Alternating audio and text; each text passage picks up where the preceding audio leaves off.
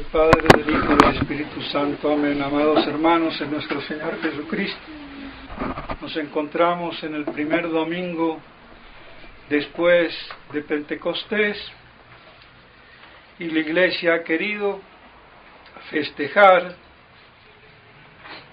el misterio de la Santísima Trinidad, concluyéndose el ciclo pascual, culminando con la resurrección de nuestro Señor, su ascensión y la venida del Espíritu Santo en Pentecostés. Se concluye el ciclo pascual y comienza el ciclo de los domingos después de Pentecostés. Y la Iglesia quiere, en primer término, entonces, conmemorar, festejar y solemnizar en este primer domingo después de Pentecostés el misterio de los misterios,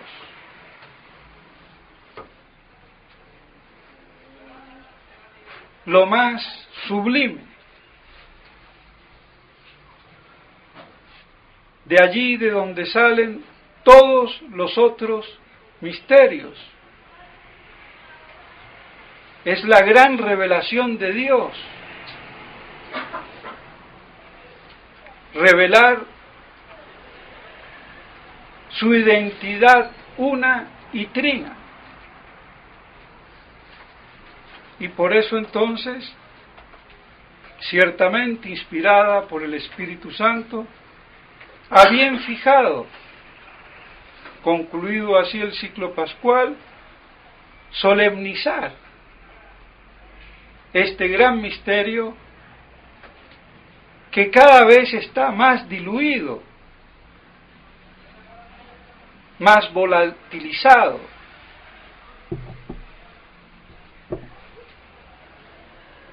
Se cree que creer en Dios basta, y no es así. Hay que creer en el Dios de la revelación, en el Dios revelado. ¿Y cuál es ese Dios? El Dios uno y trino. No es cualquier Dios, cualquier eterno, cualquier omnipotente, cualquier infinito. Y lamentablemente, eso que el modernismo hoy populariza, basta el concepto de Dios, sea el de los judíos, los musulmanes, budistas y lo que fuera, y con eso basta. O francisquito, me perdonan, pero hay que decirlo.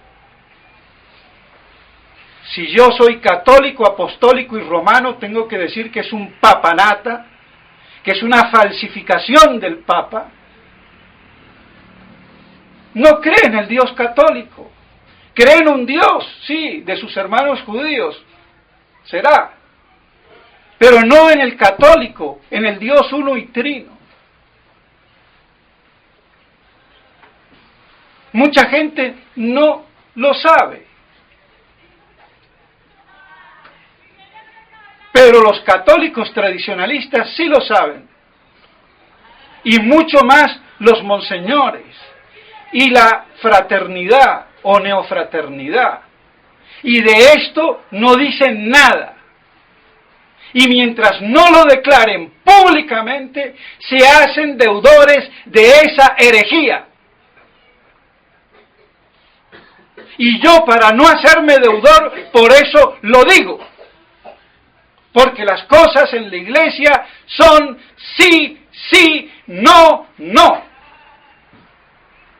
Es categórico. Y aquí se está jugando uno la confesión pública de la Santísima Trinidad, el cuiconque, el famoso credo atanasiano.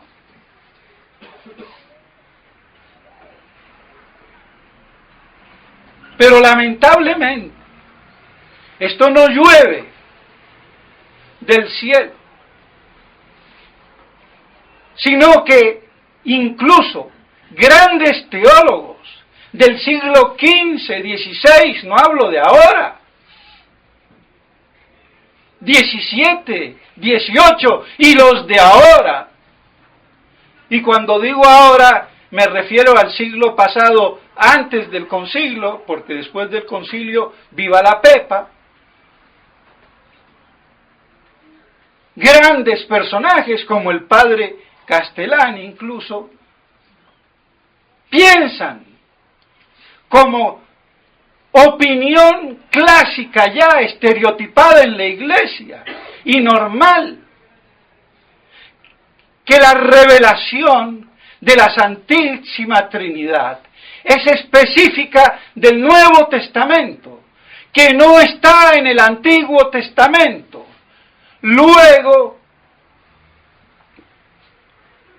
basta creer en un Dios remunerador, omnipotente, providente, y eso salva. Pues no. Eso posibilitó y facultó para que el modernismo, ahora supinamente en su ignorancia, me digan que con cualquier Dios yo me salvo. Y no es así. No puede haber una ruptura teológica, doctrinal ni de fe entre el Antiguo y el Nuevo Testamento. Y si en el Nuevo Testamento está la Santísima Trinidad, tiene que estar de algún modo, aunque sea implícito, pero estar en el Antiguo Testamento, porque es una y la misma fe, la de Abraham, Isaac y Jacob, y la de San Pedro. Y si no fuera la misma fe, habría una ruptura. Y que esto se haya hecho cátedra de teología dogmática en las universidades de Roma, antes del Concilio Vaticano, eso demuestra el deterioro teológico que ya polulaba en la cátedra católica de las universidades de Roma, de la mentalidad de los teólogos. Es que el modernismo no llega de golpe y porrazo. Fue adobado por una también teología deficiente. Y lamentablemente, cuando viene después el problema, ¿cómo nos defendemos? Si se me mojó la pólvora, ¿con qué voy a disparar cuando me ataquen?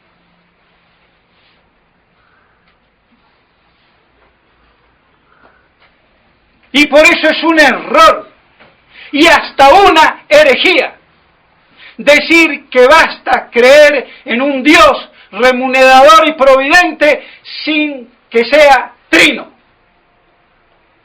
Y es que el colmo de los hombres de iglesia, de los teólogos, es que hablan mucho de Santo Tomás cuando se dicen tomistas, pero poco han leído a Santo Tomás. Santo Tomás es explícito, ya lo he dicho una vez y mil veces. En el Antiguo Testamento, los mayores creían en la Trinidad: Moisés, el rey David, los patriarcas, los profetas. Por eso Moisés deseó ver su día, dice nuestro Señor. ¿Y qué día voy a ver? El de la encarnación. ¿Y qué encarnación va a haber sin Santísima Trinidad? La diferencia entre el Antiguo y el Nuevo Testamento está en la explicitación del dogma. Que en el Antiguo era implícito y solamente, y en ese sentido esotérico, oculto para el pueblo, pero no para los que tenían que liderar religiosamente al pueblo elegido, como los patriarcas, profetas y algunos santos reyes como David. ¿Y cómo eso es ignorado en el Angelicum, en la Gregoriana. Y perdón, la vez pasada, hace 3 o 4 sermones, queriendo hablar de la Universidad Javeriana de los jesuitas aquí en Colombia, dije la Gregoriana. Bueno, la aclaración. Son los mismos, pero unos están en Roma y otros en Colombia. Entonces, ¿qué podemos esperar? Así que basta un Dios remunerador. Tiene que ser trino, Padre, Hijo y Espíritu Santo. ¿Y cómo se salva la gente? Eso es otro problema. Pero Santo Tomás dice, Dios no le niega a nadie la gracia necesaria para salvarse. Y si no se la da es porque el personaje en cuestión pone un óbice y peca contra Dios y contra su gracia. Y si no pone ese óbice, Dios le revela o le manda un ángel o le infunde en su alma la luz de la fe para que crea en el Dios Padre, Hijo y Espíritu Santo. Así de claro. O le manda un misionero. Pero dejémonos por cuestiones subjetivistas y cómo se salva el indio del África o el chino de la por allá o Tarzán con la monachita. La gracia de Dios no está limitada a los sacramentos, que son la vía ordinaria de la gracia. Y Dios en su infinita misericordia hace con su gracia todo lo necesario para que todo hombre sea iluminado por la luz de Cristo.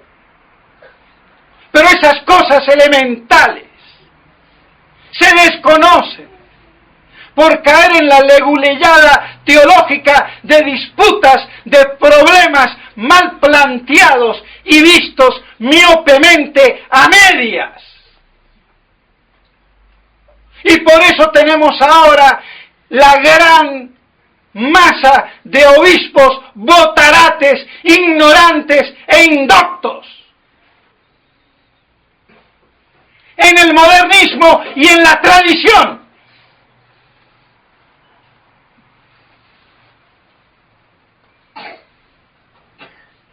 Y por eso no hablan con categoría teológica. Es lamentable.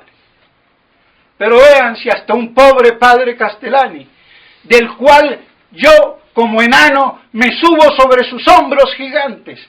Pero vean, buen jesuita algo tenía que tener. Alguna estupidez tenía que decir. Se la corregimos, como se la corregimos a Monseñor Lefebvre, también.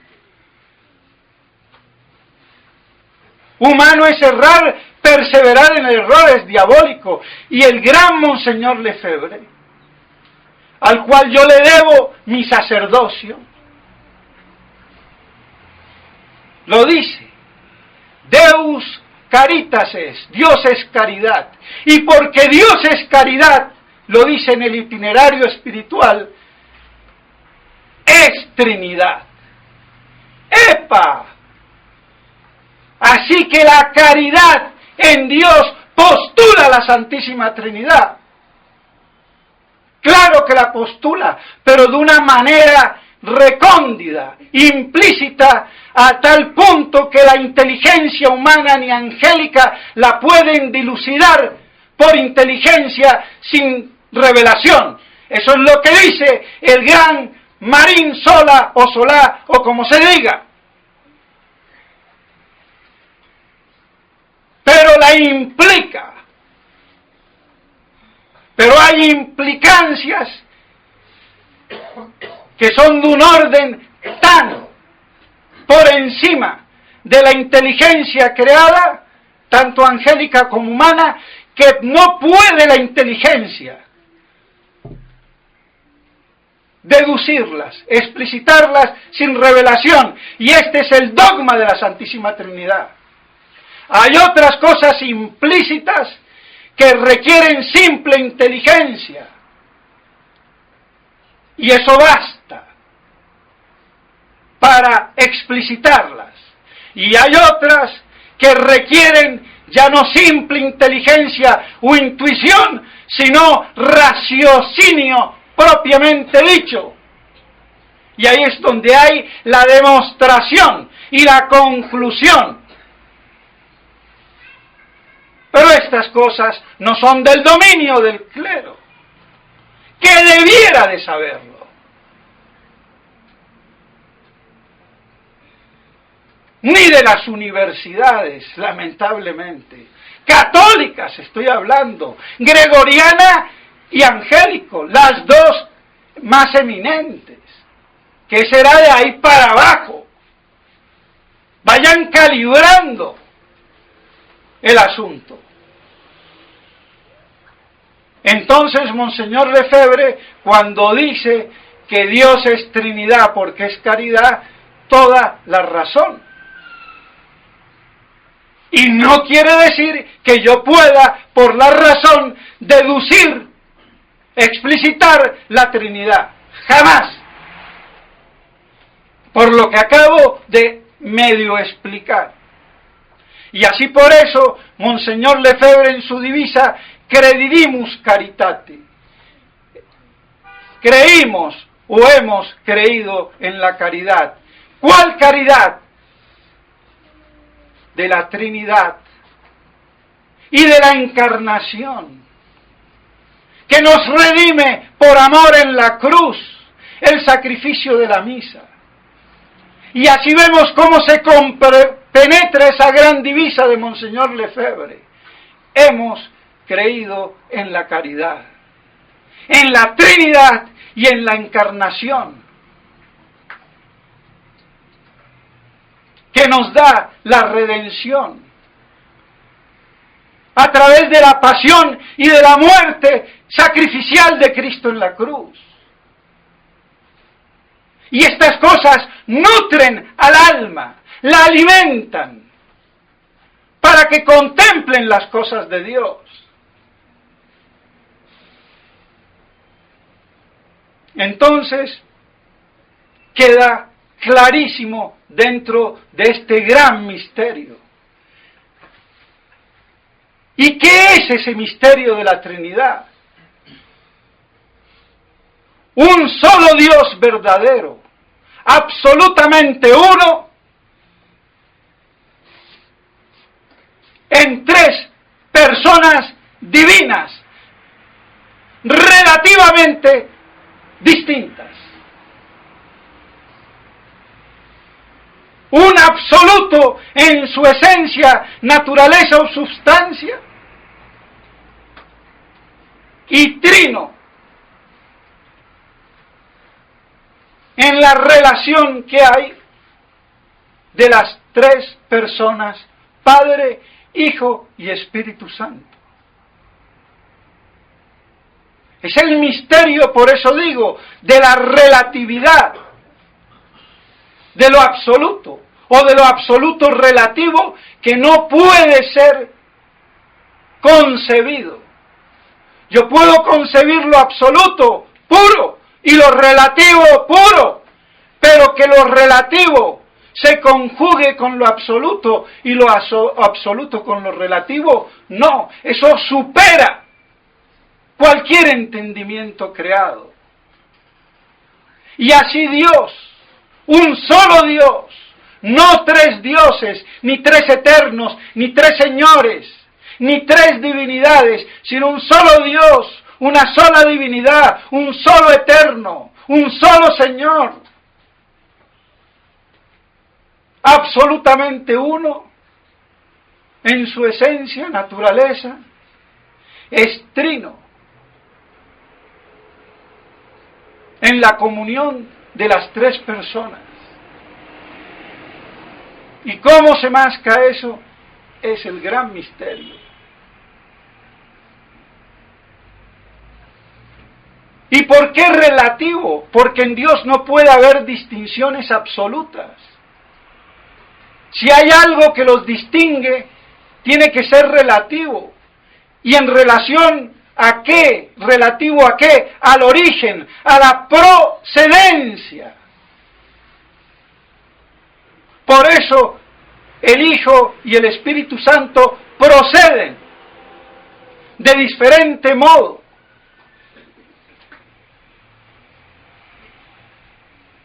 ¿De dónde procede el Hijo? Del Padre eterno, fuente de toda divinidad. Una procedencia por generación intelectual, concebir intelectualmente, como la semejanza. Y por eso se dice filiación, génetos, generación, engendrado, imagen, verbo. Y por eso es por vía de inteligencia.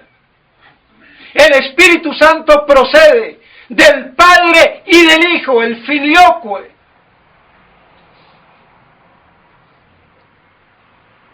Pero ya no por vía de inteligencia, sino de amor, de voluntad libre, de impulso, de emoción que lleva a amar al otro.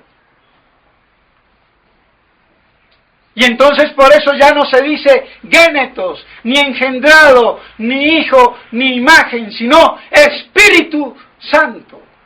Ese soplo divino de amor. Pero para medio explicar esto, se requiere teología y filosofía. Pero como eso no es patrimonio del clero, por eso es que tan poco se habla de la Trinidad. Y hasta el mismo Monseñor Lefebvre, lo digo, lo lamento.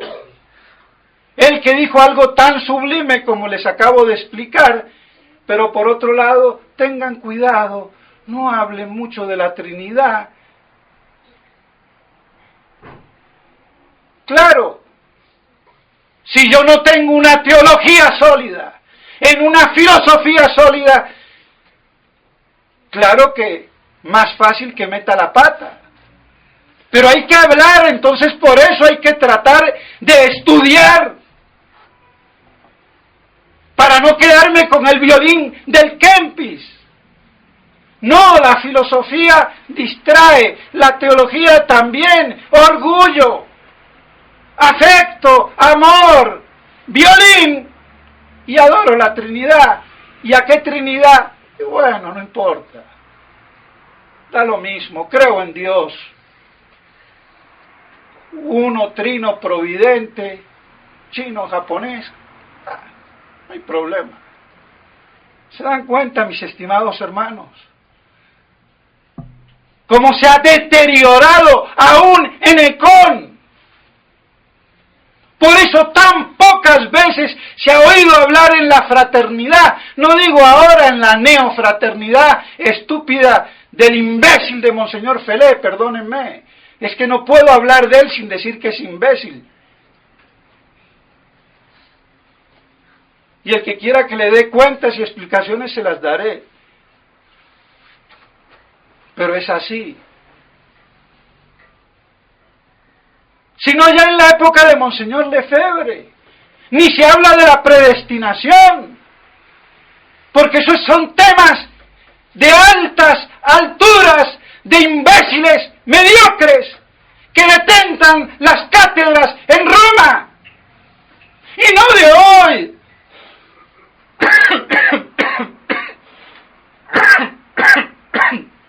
Sino hace siglos,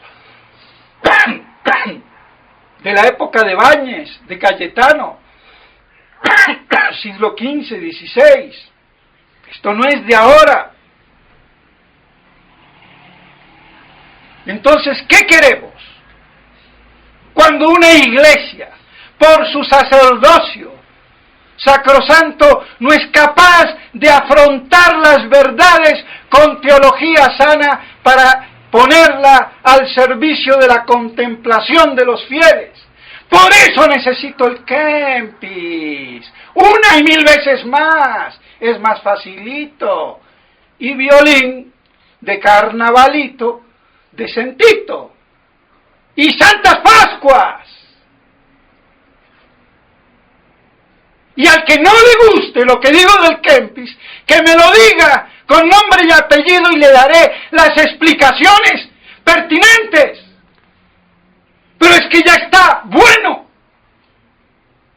Y por eso no se predica de la Santísima Trinidad.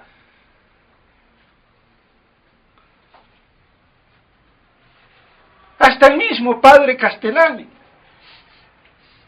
en los 3 libros de sus sermones, va uno y mira, y sí, pero no habla mucho del misterio. Escuela jesuita.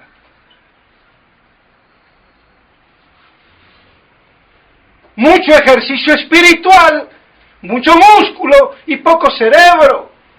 Lamento. Y no digo que los ejercicios no sean buenos, son buenísimos. Pero requieren la inteligencia de la contemplación de las verdades de Dios. En primer lugar. Luego se necesita teología mínima y filosofía mínima. Por Dios. Y así entonces, ese misterio de la unidad absoluta en la Trinidad relativa de las personas realmente distintas, porque no es la sola persona que tiene 3 nombres, Padre, Hijo y Espíritu Santo, como los monarquianistas o modalistas, son nombres.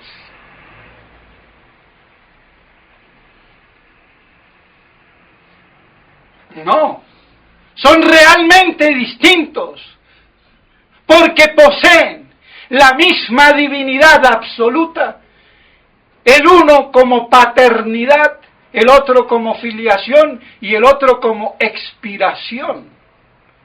Y no es lo mismo ser padre que ser hijo o ser expirado en un soplo de amor.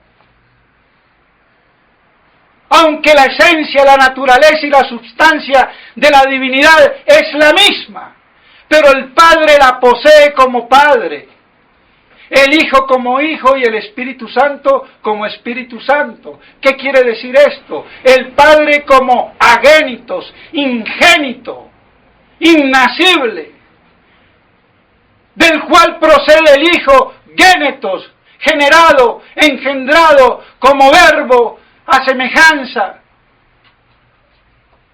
del Padre, y por eso es su perfecta imagen. Y el Espíritu Santo, que posee esa misma divinidad como soplo de amor entre el Padre y el Hijo, que exhalan de amor, y en ese suspiro procede el soplo de amor del Espíritu Santo.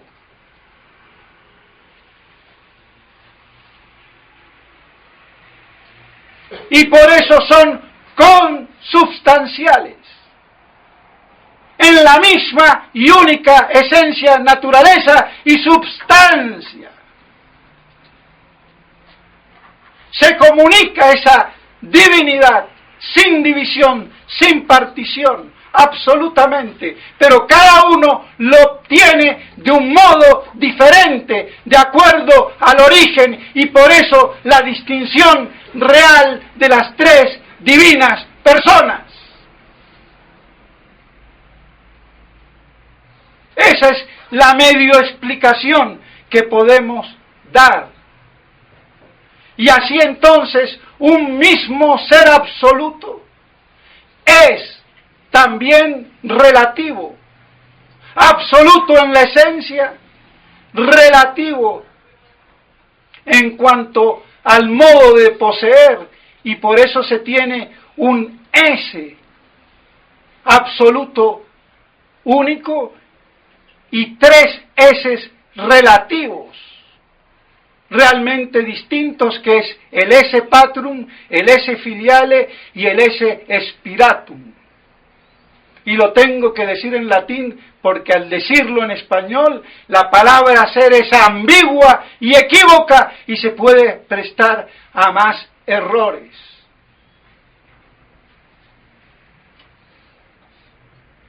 ¿Y cómo entonces puede ser eso? Ahí está el misterio. Nos supera, por mucho que lo expliquemos. Pero queda claro que es muy distinto ser como Padre, ser como Hijo o ser como Amor, Espíritu Santo. Pero en todo son iguales, porque es la misma divinidad. No puede haber mayor misterio. Y esto requiere por eso la revelación. Y eso es lo que hace única la religión católica, fuera de la cual no hay salvación. ¿Y cómo se salvan los chinos, los africanos y los indios? Sepa o no sepa, esto es necesario. Pero hay que saber que Dios no niega la gracia de su revelación a nadie, sin que ponga óbice o obstáculo.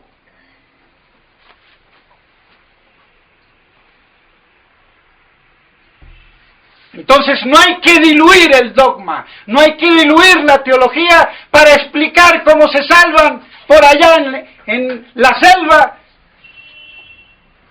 Si yo tengo claro que Dios es infinitamente misericordioso y a nadie le niega la gracia para que se salve. Otra cosa es que yo, por teólogo mediocre, le ponga cortapisas a esa gracia y por distinciones de gracia eficaz y de gracia suficiente mal explicadas, desbarate todo y precipite en la desesperación. Que eso es lo que ha ocurrido en la famosa disputa de siglos, ya en la época de Ibáñez y la cuestión de los jesuitas, por otro lado, en todo ese contubernio intelectual que es para tirarlo a la basura, sacando antes lo que cada uno diga de verdad, armonizándolo en la teología clara y lúcida de Santo Tomás de Aquino. Pues bien, mis estimados hermanos, ya me alargué, pero ¿qué vamos a hacer?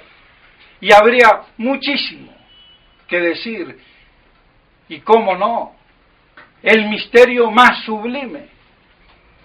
Pero tratemos por lo menos que en la fiesta de hoy no salgamos con sermoncitos espirituales que no expliquen por lo menos las cosas como son y la importancia que tiene tener hoy más que nunca vivo y palpitante el concepto del Dios uno y trino en medio de esta apostasía de falsas religiones, que hasta el que se dice papa ni cree.